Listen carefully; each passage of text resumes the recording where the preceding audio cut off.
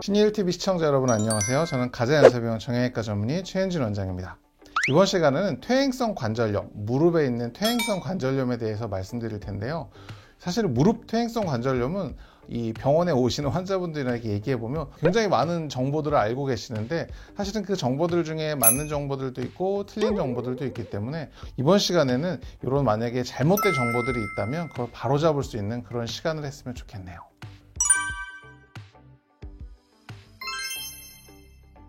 50대, 60대 이상 되시는 분들은 엑스레이 딱 찍고 나서 제가 뭔가를 말씀드리려고 그러면 환자분들이 먼저 물어보시죠. 저 관절염인가요? 많이 물어보시는데 관절염만 있어서 무릎에 통증이 생기는 경우는 굉장히 드문 일이고요.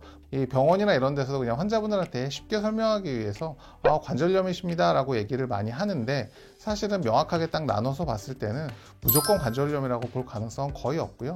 실제로 다른 병원들에서 뭐 관절염이라고 얘기 듣고 오셔서 제가 진찰해보거나 이랬을 때 관절염이 아닌 경우도 꽤 많고요. 하기 때문에 무조건 관절염이라고 생각하실 필요는 없을 것 같습니다.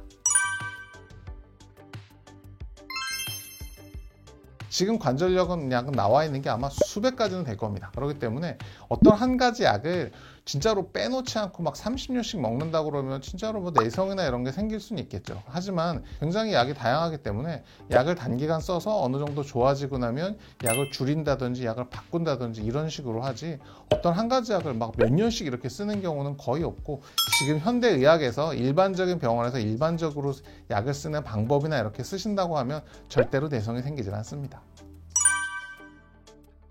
이건 X입니다. 이거는 이 관절염에 좋다는 거 막 우슬 뭐 이래가지고 무슨 뭐 한약 제제 뭐 이런 것도 있고 뭐 너무 많아요. 요즘은 이게 막 어르신들이 저한테 진료 보러 오실 때 막 뭐 이렇게 많이 들고 오셔갖고 맨날 저한테 물어보는데 우리가 뭐 이 머리가 별로 없다고 까만 거 먹으면 머리가 더 나지 않는 것처럼 그냥 속설인 것처럼 그렇게 무릎이 좋다라는 걸 먹었을 때 그 성분이 과연 몸을 돌고 돌아서 내 무릎 연골까지 갈 확률은 글쎄 한 10,000분의 1쯤 되지 않을까요? 이런 건강식품이나 이런 거에 대해서는 사실은 뭐 정확하게 연구되거나 이런 건 없는데 저는 환자분들한테 제가 딱 이렇게 말씀드립니다. 누가 주시거나 선물로 주거나 그러면 몸에 해가 되거나 이런 건 아니니까 어머니 그냥 건강식품이다 생각하시고 드시라고. 하지만 이걸 비싼 돈을 주고 막 사서 먹는다고 해서 무릎이 좋아지거나 하진 않으니까 굳이 그렇게 찾아서 열심히 드시는 것보다는 제가 드리는 약을 드시는 게 훨씬 좋습니다. 저는 이렇게 말씀드립니다.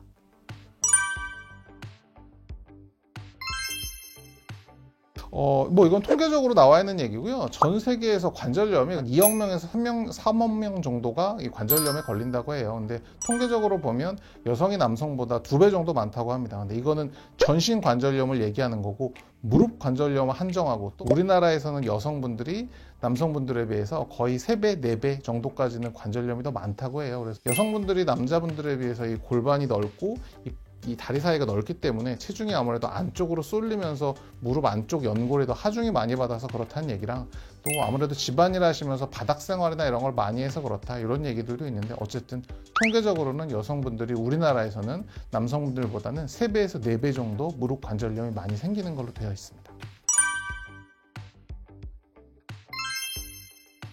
관절염 있으신 분들이 다들 물어봅니다. 제가 많이 써서 그래요. 이게 많이 썼으니까 조금 덜 쓰셔야 돼 이렇게 얘기하면 아유 그럼 이제는 걷지도 말고 아무것도 안 하고 집에 가만히 있어야 되겠네 이렇게 얘기하시는데 그렇게 되면 오히려 많이 쓰지 않게 되면 무릎에 근육이나 이런 게 굉장히 많이 빠지게 됩니다. 그렇게 되면 무릎 연골로 가는 하중이 더 세지기 때문에 오히려 더 연골 이 손상 속도가 더 빨라지는 걸로 되어 있습니다. 그래서 이게 사실은 그 적정점을 찾는 게 굉장히 어려운 일인데 예전에 내가 100만큼 썼어. 그래서 관절염이 점점 좀 나빠지고 있어. 그래서 지금 내가 관절염이 많이 진행을 해서 이제부터는 0, 하나도 안 쓴다. 이러면 더 나빠질 수 있습니다. 오히려 100을 쓰셨다 그러면 한 3분의 1 정도, 30 정도로 줄이는 거죠. 가령 내가 예전에 산책이나 이런 거를 내가 3시간을 했었다. 1시간으로 줄이시는 겁니다. 그리고 내가 집안일을 1시간을 했다. 20분으로 줄이시는 겁니다.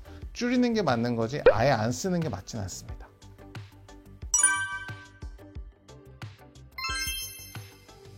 연골 주사는 그야말로 그냥 무릎 자동차 오일 바른다고 생각하시면 돼요. 자동차 뭐 뻑뻑하게 돌아가고 이러면 오일 정기적으로 우리 발라주잖아요. 그런 거랑 똑같습니다. 이게 어떻게 보면 연골 주사는 환자분들이 연골을 집어넣어주면 연골이 생기는 거 아니야 라고 생각하시지만 그렇지 않습니다. 연골이 생기진 않습니다. 연골이 생기는 걸 기대하는 건 아니고요.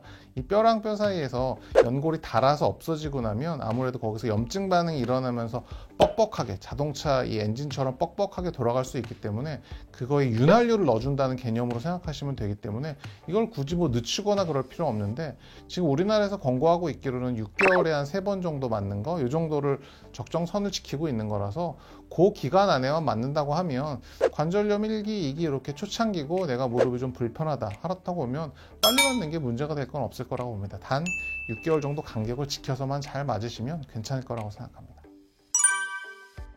대부분은 5라고 봐도 될 것 같습니다. 인공관절 수술은 늦추는 게 맞는데요. 사실은 예전만 해도 65세를 기준으로 굉장히 많이 봤습니다. 그래서 65세 이전에는 무조건 하지 말고 65세가 지나야 해라. 그랬던 이유 자체가 기계 자체가 예전에는 뭐 10년에서 15년 정도를 봤다고 얘기를 해요. 예전에 나오던 인공관절 기계를. 그래서 첫 번째 인공관절은 뭐 거의 뭐 100점 가까운 점수가 많이 나온다고 하면 이게 다 달아가지고 두 번째 인공관절을 해야 되면 제일 잘 돼봐야 80점이거든요. 그렇기 때문에 인공관절을 한 번은 끝내야 된다. 그래서 이런 개념 하에서 늦게 하면 늦게 할수록 좋다. 이런 얘기들을 굉장히 많이 했는데요. 늦추는 게 좋긴 합니다. 늦추는 게 좋긴 하니까 늦춰서 자기 액티비티를 할 수 있고 일상생활 할 수 있을 정도로 늦출 수 있다면 늦추는 게 좋지만, 내가 너무 아파가지고 일상생활도 안 되고 못 움직이면 사람이 자꾸 점점점 몸만 커지는 거거든요. 그 정도가 돼서 내가 일상생활에 방해를 받을 정도가 된다. 그러면 현대의학을 믿고 조금 빨리 하시고, 마냥 미루는 게 좋진 않지만 늦추는 게 좋은 방법 중에 하나입니다. 오늘은 무릎 퇴행성 관절염에 대해서 잘못된 오해와 진실에 대해서 알아보았습니다. 다음 시간에는 더 좋은 주제로 찾아뵙도록 하겠습니다. 오늘 영상이 도움이 되셨다면 구독, 좋아요, 알림 설정 부탁드립니다. 감사합니다.